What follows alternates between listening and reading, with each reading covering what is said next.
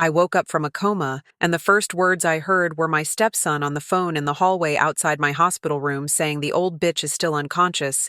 The house closes escrow on Friday, and by the time she wakes up, if she ever does, I'll be in the Bahamas with close to $2 million in my account, and there's not a damn thing she can do about it. I was lying there in that bed completely paralyzed, unable to move anything except my eyeballs, unable to speak because of the breathing tube jammed down my throat, and the child I raised from age 7, the boy I paid $50,000 of my own savings to put through college at USC, the person I loved as my own flesh and blood for 18 years, was laughing, actually laughing about how he had forged my signature to steal my house while I was lying there dying in a hospital bed, surrounded by machines keeping me alive. But here's what he didn't know, what he couldn't possibly have anticipated in his arrogance and greed. I heard every single word he said. I remembered everything with perfect clarity, and I was already planning, even in that broken body, how I was going to destroy him so completely and so thoroughly that he would spend the next 22 years in a state prison cell, wishing he had just let me die in that coma. What I did next didn't just get my house back. It ended his entire life as he knew it, destroyed his future, ruined his reputation permanently, and landed him in prison for attempted murder. And I'm going to tell you exactly how I did it, step by step, movement by movement. Because what happened in that courtroom 6 months later when the judge read that sentence made grown men in the gallery gasp out loud, and the bailiffs had to restrain him as he screamed at me. Before I take you through every calculated step of how I made him pay for what he tried to do to me, if you love stories where the woman doesn't just forgive and move on quietly, but actually makes them pay for every single second of pain they caused, subscribe right now and turn on all notifications, because this channel is dedicated exclusively to women over 45 who stopped playing nice and started playing to win. What I did to Michael wasn't just revenge, it was a masterclass in using decades of intelligence, patience, and life experience to serve justice so cold it gave people actual chills. And you need to see what happens next in my story, because the courtroom twist alone, the moment when they played the recording that Stephanie made, will make this worth every second of your time. Hit that subscribe button and turn on notifications right now. Let me take you back to the beginning so you understand exactly how much I gave this person, how much I sacrificed, how much I loved him before he tried to erase me from existence for money. I met his father, Richard, when I was 33 years old, already a successful commercial real estate attorney in Los Angeles,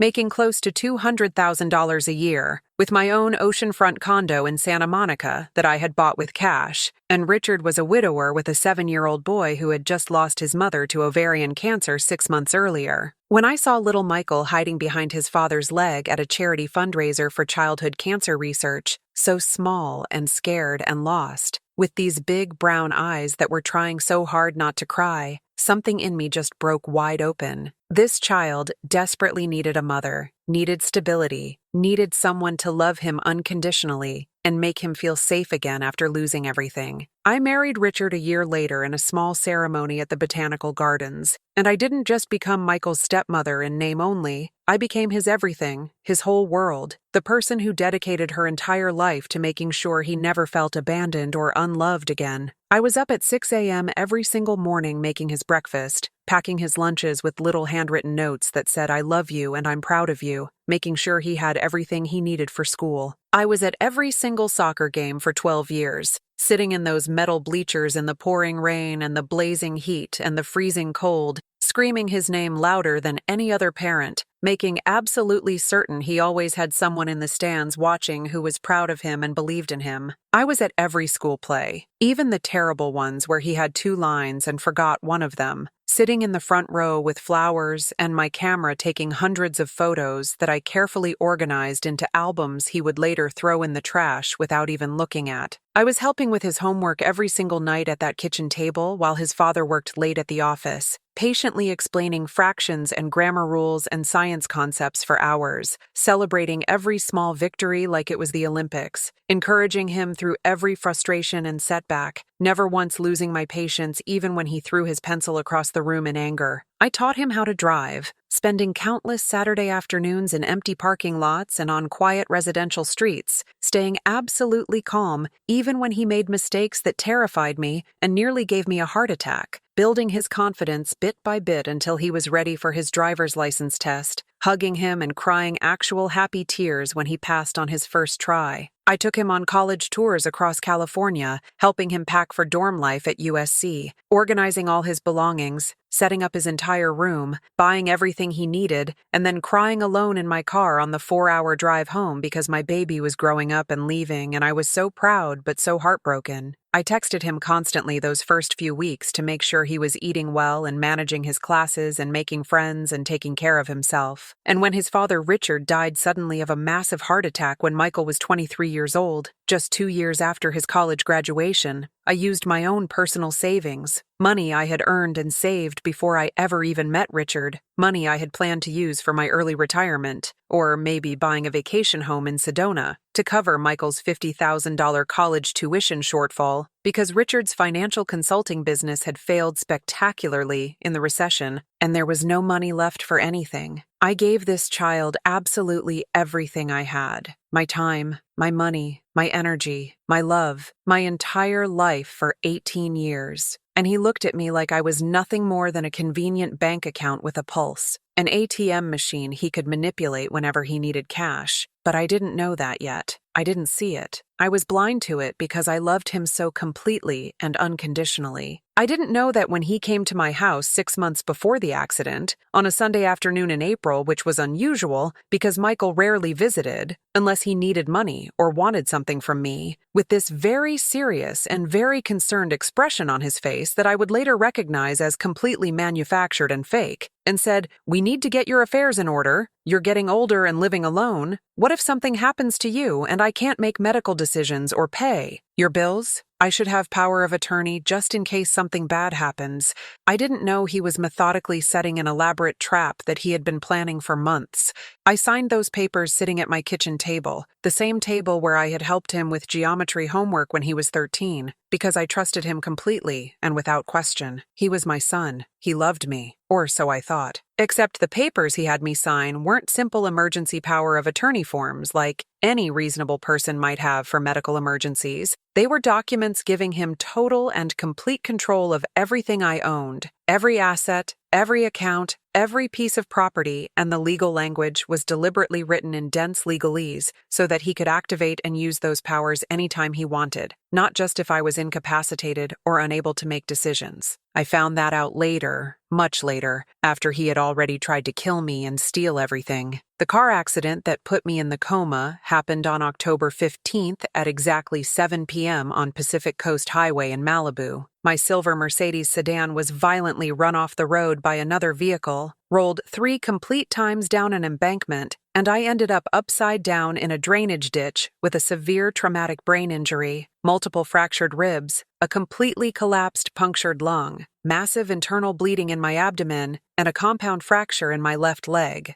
I was airlifted by helicopter to UCLA Medical Center Trauma Unit and immediately placed in a medically induced coma to reduce the dangerous swelling in my brain and give my catastrophically injured body any chance at all of survival. The police report called it a hit and run by an unknown driver who fled the scene, but it wasn't a random accident. It wasn't bad luck or wrong place, wrong time. Michael had paid a man named Danny Cortez, a 32-year-old with a criminal record for assault and fraud, $8,000 in cash that he had borrowed from a loan shark at 30% interest because he was that desperate and that confident his plan would work, to force my car off the road at exactly that spot, at exactly that time on that specific evening. The goal wasn't necessarily to kill me outright, though Michael clearly didn't care at all if I died. The goal was to incapacitate me and put me in a coma or vegetative state long enough for him to execute his carefully planned scheme to steal my house, drain my bank accounts, liquidate my investment portfolio, and take every single asset I had accumulated over 30 years of working 70 to 80-hour weeks and saving aggressively and investing carefully. And the plan almost worked perfectly. I was in that medically induced coma, completely unconscious and unresponsive, for 42 days straight. The doctors told Michael, who was listed as my emergency contact, that my chances of survival were maybe 30% at best, and even if I somehow did manage to survive against all odds, I would almost certainly have permanent severe cognitive damage, possibly be unable to walk or care for myself, potentially be in a vegetative state, requiring full-time care for the rest of my life. He pretended to be devastated. He pretended to cry real tears. He held my hand while I was unconscious. And the nurses and doctors, seeing this young man sitting by my bedside, told me later with tears in their eyes what a devoted and loving son he was, how he never left my side, how much he clearly loved me and cared about my well-being. And while they were praising him and commenting on what a good son I had raised, he was systematically and methodically emptying every single one of my bank accounts. Within the first week of my hospitalization, while I was still on a ventilator with doctors telling him I probably wouldn't survive the weekend, he accessed my primary checking account at Chase Bank, using the power of attorney, and transferred $73,000 directly into his personal checking account. Within the second week, he contacted a real estate agent named Melissa Turner at Coldwell Banker and listed my house. The house I had purchased with my own money from my divorce settlement after my abusive first marriage. The house that was solely in my name with no co-owners for $1.9 million. He forged my signature on every single listing document, used the fraudulent power of attorney as supposed proof that he had legal authority to act on my behalf, and told the agent a completely fabricated story about how I was incapacitated and he needed to sell the house quickly to pay for my astronomical medical care and rehabilitation. The house sold in just 11 days to a cash buyer from China who didn't even want to see the property in person, and the escrow was scheduled to close exactly 48 days after my accident, which would have been precisely 6 days after I woke up from the coma. But I'm getting ahead of myself in the timeline, because you need to understand the absolutely complete and total weight of his betrayal, the systematic nature of his theft, the depth of his contempt and disrespect for me, before you can fully appreciate how thoroughly and permanently I dismantled his entire life in response to what he did. While I was lying in that hospital bed in a coma, while doctors were having serious conversations with Michael about whether to remove life support, while nurses were commenting every single day on what a devoted son he seemed to be because he visited me regularly and held my hand and brought me flowers, Michael systematically cleaned out my safe deposit box at Bank of America. He took my grandmother's diamond jewelry collection that had been in our family for 3 generations and was worth approximately $60,000, the same jewelry I had always planned to leave to him in my will because I wanted him to have something from his family history. He took my carefully curated gold coin collection that I'd been building since I was 25 years old, worth another $20,000. He took the original deed to my house, my passport, my birth certificate, my social security card, every single important legal document I had stored there for safekeeping. He went through my home office like a burglar, found my investment account statements from Vanguard showing $400,000, found my retirement account information from Fidelity, with another $300,000 that I had saved over 25 years, and found my life insurance policy from Northwestern Mutual, which named him as the primary beneficiary for $250,000. He contacted my employer, the prestigious law firm where I had worked for 12 years and was a junior partner, and filed for my short-term disability benefits using the power of attorney, having those monthly checks deposited directly into a bank account he controlled. He called my car insurance company and filed a claim for my totaled Mercedes, having that payout of $32,000 sent directly to him instead of to me. In total, over those 42 days while I fought for my life, he had either successfully stolen or strategically positioned himself to steal close to $2.4 million of my assets, my life savings, everything I had worked for. And he did all of this while simultaneously visiting me in the hospital every few days, holding my hand while I was completely unconscious and unable to respond, telling the nurses and doctors elaborate stories about what a wonderful mother I had been to him, how I had raised him after his real biological mother died, how incredibly close we were, how he couldn't imagine life without me, crying crocodile tears about how much he loved me and how absolutely devastated he would be if I died. The nurses told me all of this later, after I finally woke up, with actual tears in their eyes. One nurse named Patricia, who had been taking care of me for weeks, actually grabbed my hand and said to me with complete sincerity, "You are so incredibly blessed to have a son like Michael. He never left your side for a moment. He loves you so much. You're so lucky." I didn't tell her in that exact moment, still weak and recovering, that the devoted son she was praising and admiring had literally orchestrated a hit and run to try to kill me, and was actively stealing my entire life savings while I was unconscious and unable to defend myself or stop him. I just smiled weakly and nodded and said nothing at all, because I was already planning my next moves, already calculating my strategy, already transforming in real time from victim to strategist in those early fragile days of my physical recovery. I need to pause my story here for just a moment and ask you something from my heart to yours, woman to woman, and I need you to be completely honest with yourself when you answer this question, even if the answer hurts. Have you ever trusted someone so completely, loved someone so unconditionally, given so much of yourself and your life and your resources that you ignored every single red flag, every warning sign, every moment where they clearly showed you exactly who they really were because you desperately wanted to believe they were better than their actions showed? Have you ever given absolutely everything, your precious time, your hard-earned money, your emotional energy, your physical health, your dreams for the future, your love, to someone who saw your incredible generosity not as a beautiful gift to be treasured, but as weakness to be exploited, and your deep trust not as love, but as a golden opportunity to take advantage of you? Have you ever had that specific devastating moment where you suddenly see with perfect, horrible, crystal clear clarity that the person you would have literally died for was not only perfectly comfortable watching you suffer, but was actually willing to help that suffering along, maybe even cause it directly, if it benefited them financially, or made their own life easier or more comfortable? If you're sitting there right now feeling that sick, hollow ache deep in your chest, that burning rage mixed with profound sadness and grief, because you know precisely what I'm talking about, because you've been betrayed by someone you raised from childhood, or married and built a life with, or loved unconditionally like family, someone you sacrificed, absolutely everything for, who then threw you away like worthless garbage the moment you were no longer useful to them,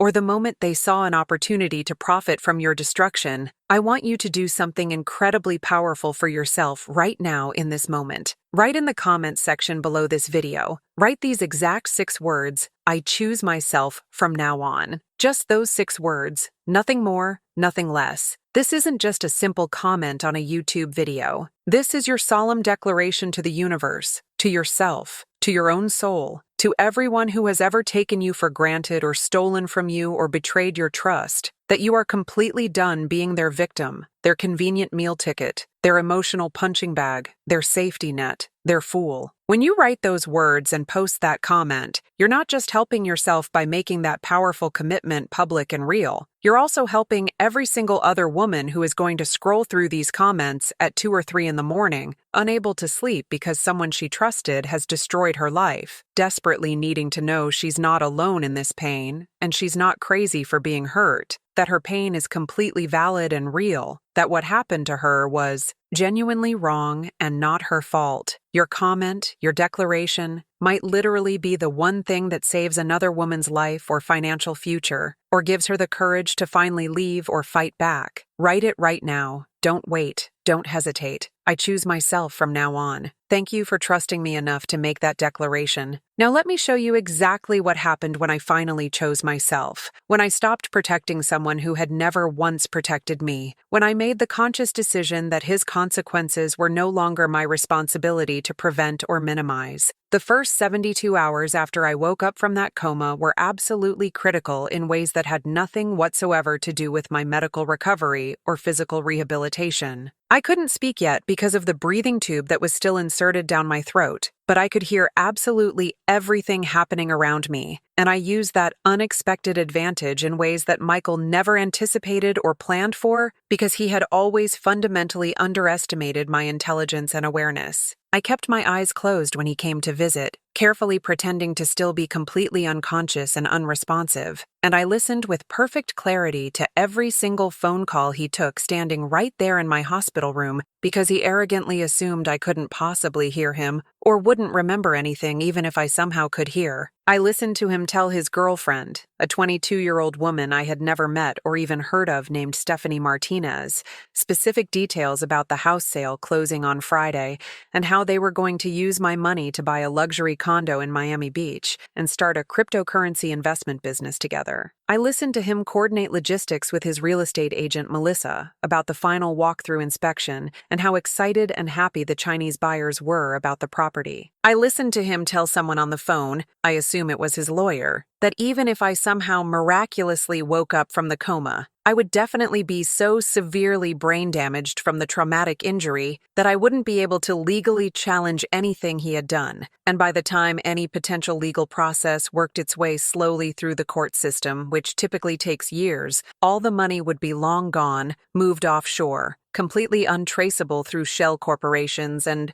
cryptocurrency. He was so supremely confident, so absolutely certain that he had won and gotten away with it, that he became careless and sloppy in ways that would ultimately cost him absolutely everything. On the fourth day after I initially woke up, the breathing tube was finally removed from my throat, and I could speak again for the first time, though my voice was extremely raspy and weak from weeks of complete disuse. The very first person I asked the nurses to contact wasn't Michael. It was my attorney, James Chen, who had handled all my complex real estate transactions for the past 12 years and who I trusted completely with my life. James had been trying desperately to visit me in the hospital, but had been repeatedly told by Michael, who was listed as having medical power of attorney, that I wasn't allowed any visitors except immediate family. When James finally managed to get past hospital administration and arrived at my room, I asked the nurses very firmly to give us complete and total privacy and to not allow Michael into the room under any circumstances whatsoever, explicitly telling them he was no longer authorized to make any decisions for me. I told James absolutely everything I had heard over those 4 days, every single conversation, every detail, everything I had methodically pieced together about what Michael had done and was planning to do, every word of the phone calls I had listened to while pretending to be unconscious. And I asked him one very simple, very direct question. Can we stop the house sale and can we prosecute him criminally for fraud, forgery, elder abuse, and attempted murder? James looked at me with this expression of absolute shock and horror on his face,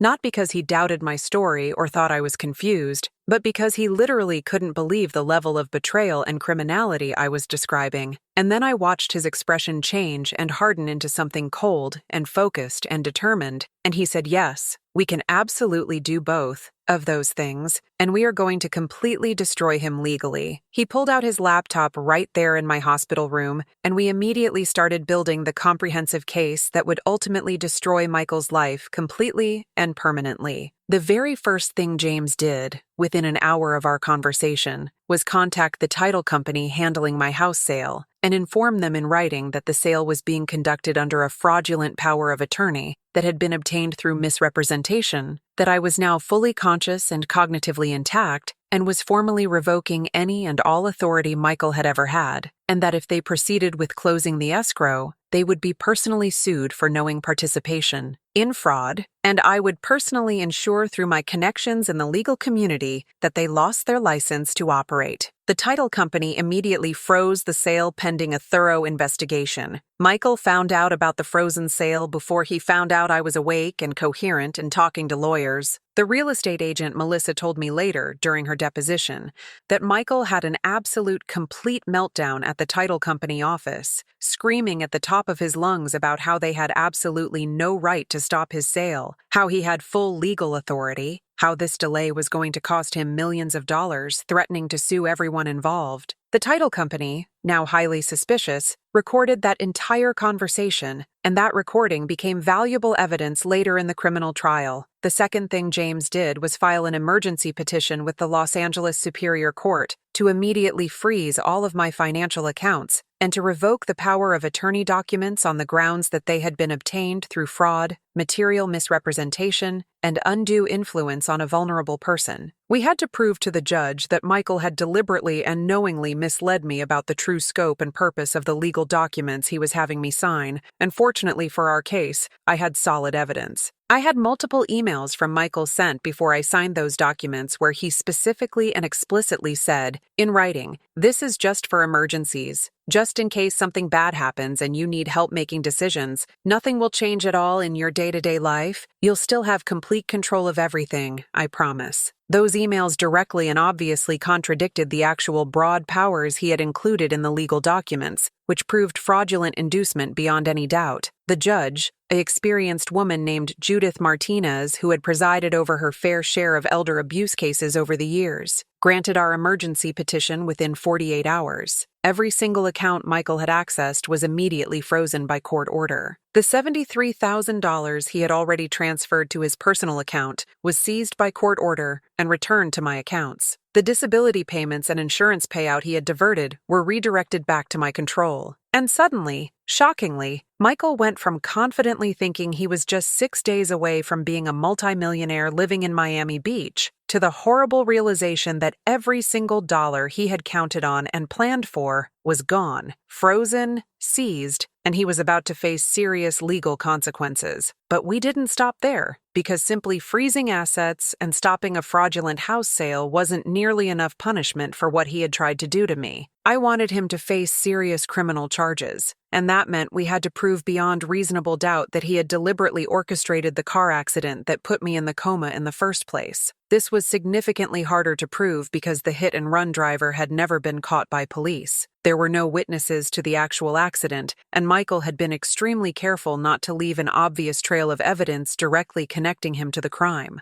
But Michael's massive arrogance and his pathological need to brag about his own cleverness became his fatal downfall. Remember that girlfriend Stephanie I mentioned, the one he had been talking to on the phone about buying the Miami condo? Her full name was Stephanie Martinez, and she was a 22-year-old waitress working at a trendy restaurant in West Hollywood, who Michael had met at some dive bar and dazzled with promises of imminent wealth and exotic travel. James hired a top private investigator, a brilliant woman named Rebecca Torres, who had worked with the LAPD for 15 years before going private. And Rebecca's specific assignment was to get close to Stephanie and find out exactly what Michael had told her about his sudden massive windfall of money. Rebecca befriended Stephanie at the upscale gym they both happened to go to in Santa Monica, and over the course of 3 weeks, working out together, having coffee after yoga classes, gradually building genuine trust and friendship, she carefully brought up topics about relationships and money and trust and honesty. Stephanie, who apparently wasn't the brightest person and who absolutely loved to talk endlessly about her exciting new boyfriend who was about to come into millions of dollars and change her entire life, eventually told Rebecca the whole story over cocktails one evening at a trendy bar in Venice Beach. She told Rebecca with excitement and pride that Michael had arranged his stepmother's car accident because she was old anyway and didn't need all that money, that he had hired some guy he knew to run her off the road, that the plan had worked absolutely perfectly, and that they were going to be incredibly rich as soon as the house sold and they could leave the country together. Stephanie said all of this freely and openly because she genuinely thought Rebecca was her friend and she was excited about her future, never realizing for a second that she was actually talking to a professional investigator who was recording every single word on a sophisticated device hidden in her designer purse.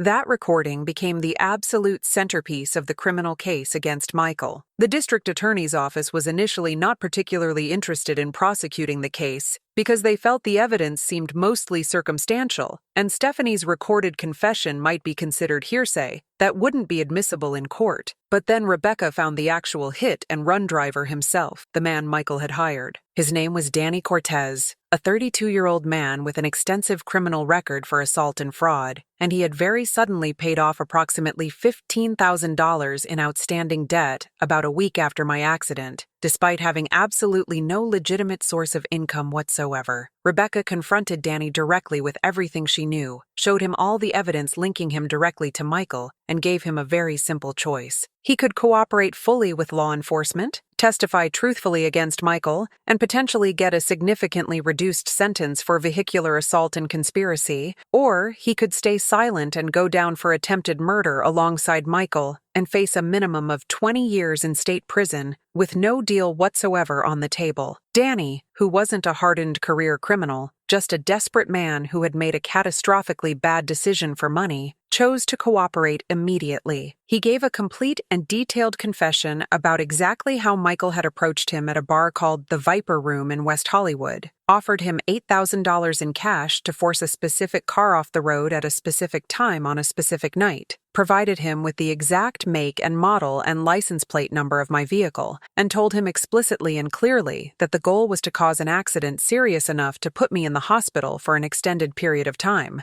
ideally permanently. Danny still had the incriminating text messages from Michael on an old cell phone he hadn't gotten rid of yet. Messages that clearly showed Michael's direct involvement in planning every detail of the accident, discussing precise timing, exact location, payment arrangements. With Danny's full confession, Stephanie's recorded statements, all the evidence of systematic financial fraud, the multiple forged documents, and my own detailed testimony about what I had overheard while pretending to be unconscious, the district attorney's office suddenly became very interested in prosecuting Michael for attempted murder, multiple counts of fraud, elder abuse, forgery, conspiracy to commit murder, and insurance fraud. All the charges together added up to a maximum potential sentence of 40 years in state prison. Michael was arrested at his apartment in Culver City on a Tuesday morning, exactly 3 months after my accident, by 6 police officers who had an arrest warrant and a search warrant for his residence. They seized his computers, his phones, all his financial records, and found evidence of even more fraud I hadn't known about.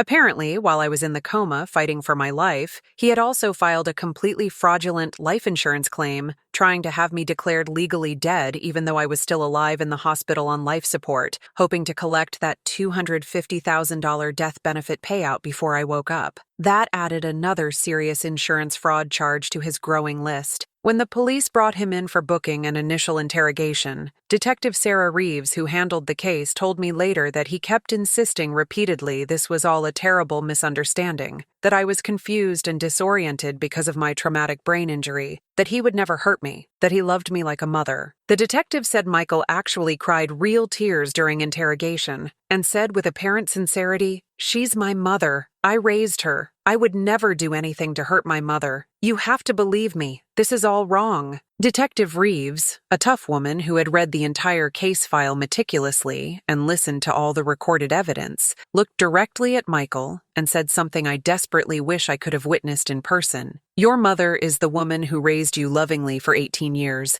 paid for your expensive education with her own hard-earned money, and loved you unconditionally as her own child, and you tried to murder her for her money and steal her house while she was unconscious. You absolutely do not get to call her your mother now." He was denied bail because the judge considered him an extreme flight risk, given that he had been actively planning to leave the country with liquid assets, and he sat in county jail for 7 long months, waiting for his trial to begin. The trial itself was almost anticlimactic because the evidence against him was so completely overwhelming, so utterly damning from every angle, that his own attorney, a overworked public defender named Marcus Webb, strongly recommended multiple times that he take a plea deal that would have given him 12 years with possibility of parole after serving 8. But Michael, in his continued arrogance and delusional thinking and complete inability to accept that he had been caught, insisted repeatedly he was innocent of everything and demanded a full jury trial, absolutely convinced he could charm a jury the way he had successfully charmed and manipulated me for 18 years. The trial lasted 3 full weeks, and I attended every single day without exception, sitting prominently in the front row of the courtroom where he could see me clearly, looking healthy and strong and very much alive and completely coherent, wearing my most expensive and professional suits, my hair and makeup absolutely perfect, making absolutely certain he saw exactly what he had failed to destroy. I testified for 6 hours over 2 days, walking the jury carefully through absolutely everything: the forged documents with my signature, the systematically stolen money, the fraudulent house sale, what I had overheard while lying in that hospital bed, pretending to be unconscious, how he had methodically planned over months to steal my entire life while I was unconscious and possibly dying, Danny Cortez testified in detail about being hired to cause the accident, showing the jury the actual text messages on his phone, explaining exactly what Michael had told him to do and how much he was paid. Stephanie testified after being given full immunity from prosecution, describing what Michael had told her, how he had bragged repeatedly about his brilliant plan, how supremely confident he was that he would get away with it completely. The prosecutor, a brilliant and thorough woman named Amanda Chen, methodically presented the text messages, the detailed financial records showing every single transfer, the forged signatures that handwriting experts testified definitively were not mine, the fraudulent insurance claim,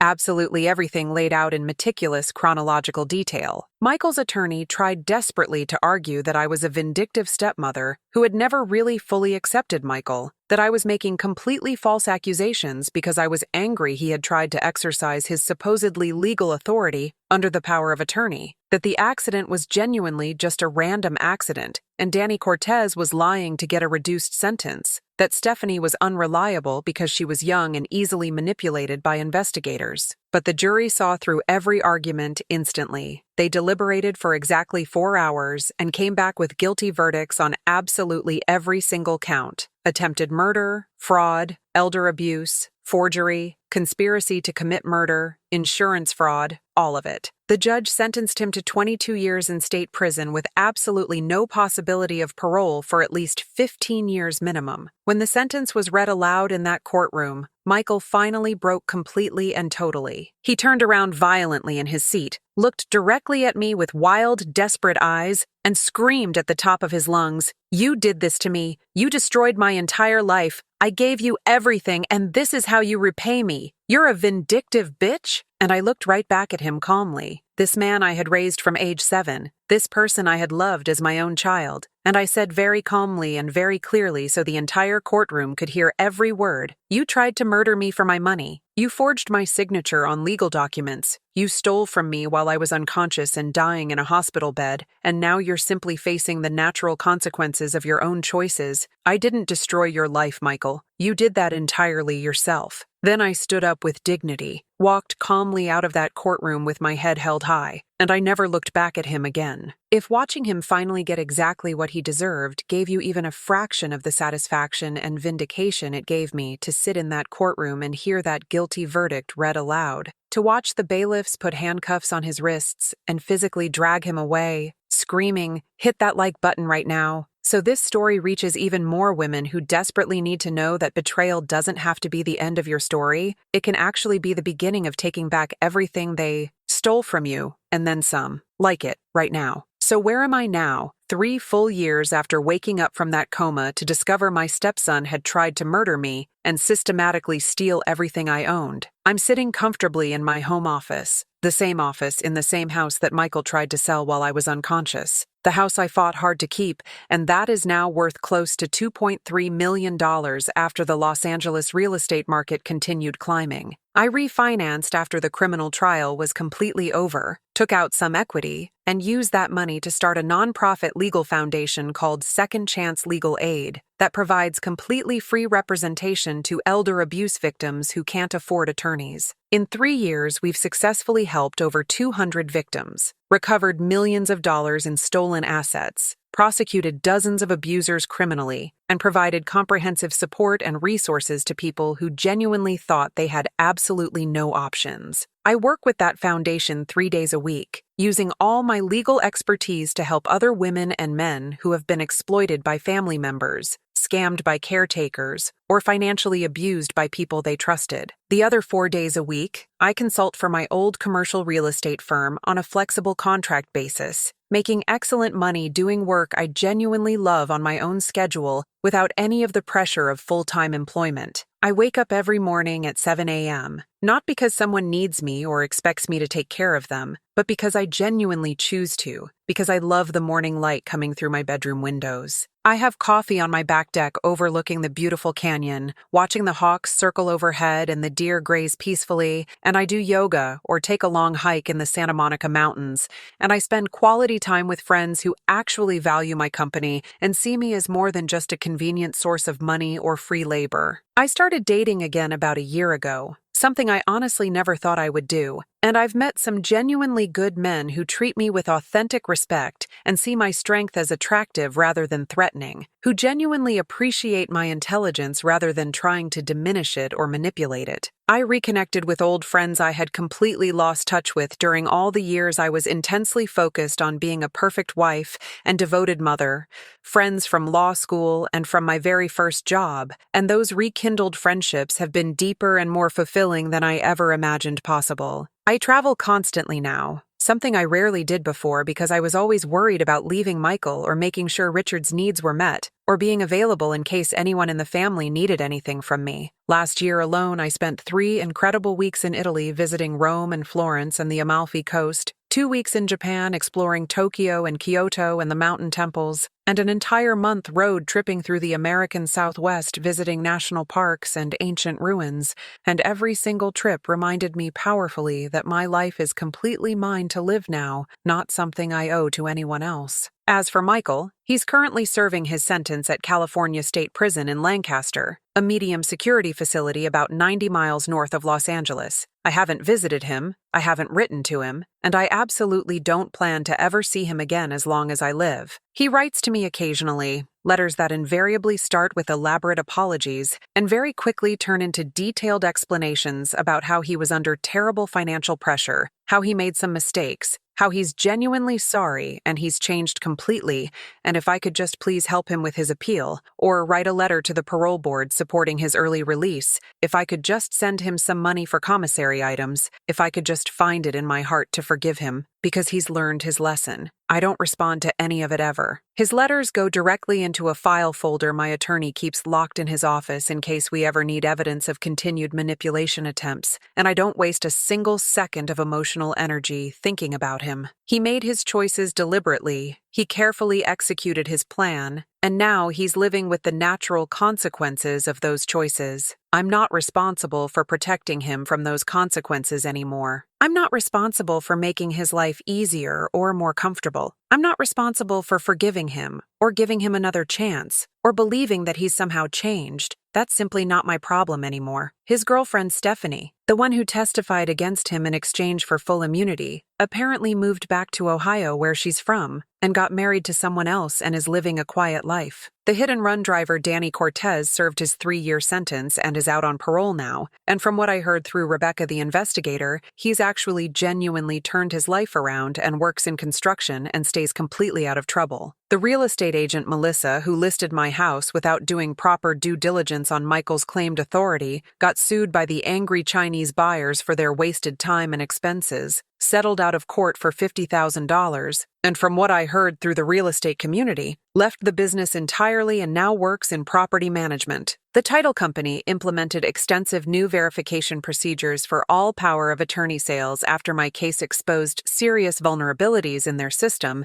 and almost cost them their operating license. And me? I genuinely don't think about any of them unless someone specifically asks, like I'm doing right now by sharing this story with you. They're simply not relevant to my life anymore in any way. I'm not carrying anger or bitterness or regret about what happened. I processed all those difficult emotions thoroughly. I worked through them carefully with an excellent therapist who specialized in trauma, and I consciously let them go because holding on to them was only poisoning me, not hurting Michael at all. What I'm carrying now is wisdom, strength, clarity, and an absolutely unshakable knowledge of my own worth and capability. I know now with certainty what I'm capable of surviving. I know what I'm capable of fighting for. I know that I have more strength and resilience and intelligence than I ever gave myself credit for. The thing I desperately want you to understand, the thing that matters far more than the specific details of my particular story, is that I'm genuinely not special. I'm not uniquely strong or unusually capable or exceptionally lucky. I'm just a regular woman who decided that being betrayed didn't mean I had to stay a victim forever, that being knocked down didn't mean I had to stay down permanently, that losing trust in one person didn't mean I had to lose trust in myself or in everyone else in the world. When I was lying in that hospital bed completely paralyzed, unable to move, listening to my stepson casually celebrate what he thought was my impending death,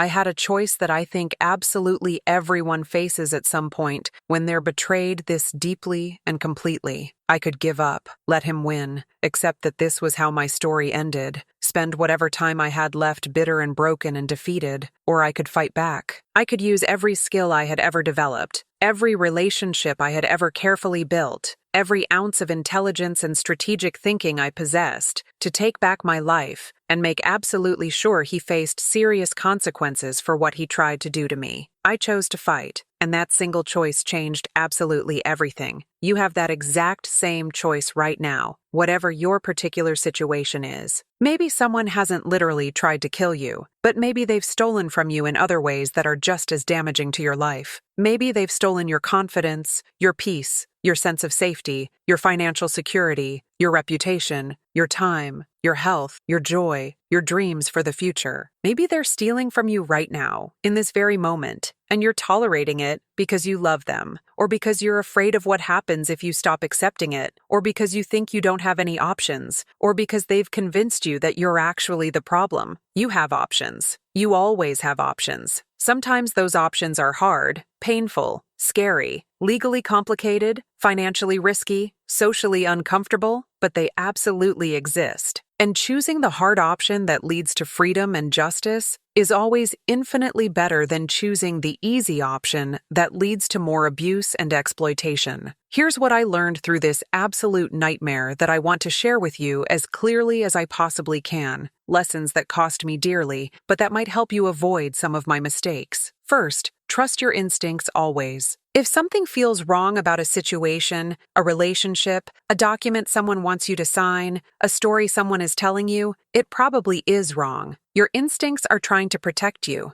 I ignored my instincts completely when Michael brought me that power of attorney. Some small voice in my head clearly asked, why does a healthy 51-year-old woman need to sign over control of her entire life to her 25-year-old stepson? But I silenced that voice because I desperately wanted to believe he loved me and had my best interests at heart. Listen to that voice. It knows things your conscious mind doesn't want to accept. Second, verify absolutely everything, especially with family members. The people most likely to exploit you financially are family members and close friends because they have easy access to your information, your trust, and your resources. If someone asks you to sign legal documents, have your own independent attorney review them carefully, not their attorney or a family attorney, your own. If someone asks for access to your accounts, question why thoroughly and implement strong safeguards like requiring 2 signatures for any large transactions. If someone pressures you to make financial decisions quickly, deliberately slow down and investigate thoroughly. Scammers and exploiters rely completely on you trusting blindly and acting without proper due diligence. Third, document absolutely everything. Keep copies of all important documents in multiple secure locations, not just your home. Keep meticulous records of all financial transactions. If you suspect someone is lying to you or stealing from you, start documenting dates, times, conversations, and evidence immediately and systematically. I was only able to prosecute Michael successfully because I had emails proving fraudulent inducement, because the private investigator found Danny and Stephanie, because I stayed conscious enough in that hospital to listen carefully and remember what Michael said. Evidence matters tremendously in court. Get it and preserve it carefully. Fourth, you're never too old, too sick, too damaged, or too far gone to fight back and rebuild your life completely. I woke up from a coma with broken ribs, a traumatic brain injury, a punctured lung, and the devastating knowledge that someone I loved had tried to kill me and had stolen my house. I could have given up completely. I could have accepted the loss and tried to move on quietly. Instead, I fought a brutal legal battle that took 1.5 years. I testified in court. I faced my abuser repeatedly in depositions and at trial, and I won completely. If I can do that from a hospital bed at age 51, you can fight back from wherever you are right now, whatever your circumstances are. Fifth, consequences matter more than anything else. For too long, I protected Michael from natural consequences. When he got in trouble in school for bullying or cheating, I smoothed it over with teachers and administrators. When he made bad financial decisions like maxing out credit cards or getting evicted from apartments, I bailed him out repeatedly with my own money. When he was disrespectful or ungrateful to me or to Richard, I made excuses for him.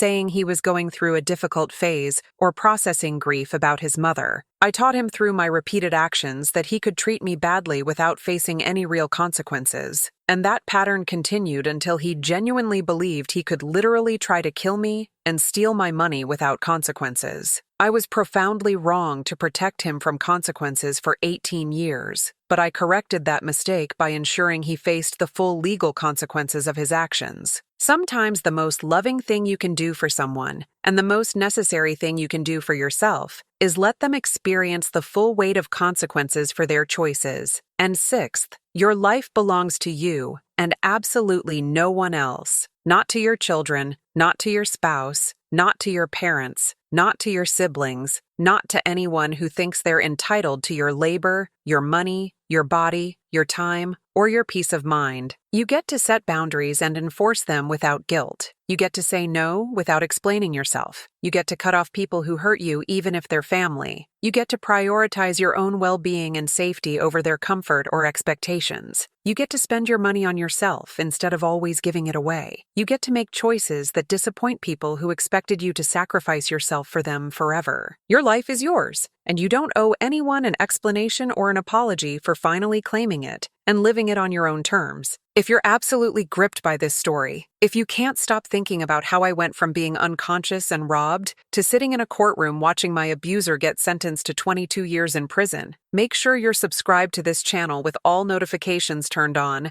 because every single week I share real stories of mature women who stopped accepting abuse and started demanding justice. Women who turned betrayal into strength, who used the same intelligence and patience that made them good mothers and wives and daughters to systematically dismantle the lives of people who exploited them. This channel is your constant reminder that being over 45 doesn't mean being powerless or invisible or past your prime. It actually means having decades of experience reading people, understanding systems, building networks, and accumulating resources that younger people simply don't have. It means having the freedom that comes from not caring what toxic people think anymore, the clarity that comes from finally seeing people for who they really are instead of who you want them to be, and the absolute liberation of putting yourself first after decades of putting everyone else ahead of you. Every story I share here is about women who reached their breaking point and decided that breaking point would be everyone else's problem, not theirs anymore. Women who stopped asking for respect and started demanding it. Women who realized they didn't need permission or approval to reclaim their lives and their power. So subscribe right now, turn on that bell, because the women in this community don't just survive, we dominate. We don't just get even, we get ahead. And I promise you'll want to be here next week when I share the story of a 54-year-old woman who discovered her entire family had been planning for 3 years to have her declared mentally incompetent so they could control her $8 million inheritance from her parents. And what she did when she found out makes my revenge look absolutely merciful. It involves a completely fake diagnosis, hidden recordings in every room of her house, and a courtroom revelation that sent 4 family members to prison and left her as the sole heir to absolutely everything. Hit that subscribe button now. I want to end by speaking directly to anyone watching this who is currently being exploited, abused, stolen from, or betrayed by someone they love, someone they trusted completely, someone they thought would never hurt them in a million years. I see you sitting there in the dark, maybe at 3 in the morning when you can't sleep, because your mind absolutely won't stop racing through everything they've done and everything you've lost. I know what it feels like to love someone who sees that love as a weakness to exploit rather than a precious gift to cherish and protect. I know what it feels like to sacrifice absolutely everything, your dreams, your money, your health, your happiness, for someone who not only doesn't appreciate it at all, but actively resents you for it and sees you as an obligation or a burden. I know what it feels like to slowly realize that the person you would literally die for is perfectly comfortable watching you suffer, or even actively helping that suffering along if it benefits them or makes their life easier. I know the specific kind of heartbreak that comes from understanding that all those years of love and care and sacrifice meant absolutely nothing to someone you thought was family, that they were just coldly using you all along, that they never actually loved you at all. And I know how incredibly tempting it is to just accept it, to tell yourself that fighting back is too hard, too expensive, too scary, too unlikely to succeed, that you're too old, or too tired, or too broken to fight effectively. But I also know what it feels like to fight back and win completely. To watch someone who thought you were weak and defeated realize that you're actually the strongest person they've ever encountered. To see justice served not through violence or petty revenge, but through legal accountability and natural consequences. To reclaim your life, your assets, your peace, and your power from someone who tried to destroy all of it. And I'm here to tell you with absolute certainty that you can do this too. Whatever your situation is, however hopeless it feels right now, however much they've convinced you that you're powerless, or that you deserve this treatment, or that no one will believe you, or that you have nowhere to go, it's all lies. They're lying to you deliberately to keep you trapped and compliant. You have more power than you realize. You have more options than they want you knowing about. You have more support available than you've been told. Reach out to an attorney who specializes in elder abuse or financial exploitation. Many offer completely free consultations. Contact Adult Protective Services if you're being abused or neglected. Talk to a trusted friend or family member who isn't involved in the situation and who you know will believe you. Document absolutely everything that's happening. Dates, times, witnesses, evidence. Start building your case and your exit strategy, even if you can't execute it immediately. Every small step you take toward protecting yourself is a step away from being their victim and toward being their consequence. You are not too old to start over. You are not too damaged to heal completely. You are not too tired to fight effectively. You're just finally awake to what's really happening, and awake is incredibly powerful. Awake is dangerous to people who need you asleep and compliant and easy to control. Use that awakening. Use your anger, not to lash out impulsively, but to fuel strategic action. Use your pain, not to destroy yourself, but to motivate your escape and recovery. Use your experience and wisdom, not to excuse their behavior, but to outsmart and outmaneuver them at every turn. You've spent decades being underestimated, and that underestimation is about to become their biggest mistake. They think you're weak because you've been kind. They think you're stupid because you've been trusting. They think you're defeated because you've been patient. They're wrong about all of it. You're kind because you chose to be. You're trusting because you had integrity. You're patient because you were strategic. And now that you're choosing to stop being kind to people who abuse kindness, stop trusting people who violate trust, stop being patient with people who mistake patience for weakness, they're about to discover who you really are, and that discovery is going to destroy them in ways they can't even imagine yet. If this story moved you, shook you, inspired you, or gave you ideas about your own situation and what you might be capable of doing, I need you to do 3 things right now before you click away from this video. First, like this video right now, hit that thumbs up button so the algorithm shows this to more women who need to see it desperately. Women who are suffering in complete silence right now, thinking they have no options, no power, no way out. Women who are being told constantly by their abusers that they're worthless and powerless and no one will help them. Your literally changes lives by making this discoverable to people who desperately need this message, who need to know they're not alone.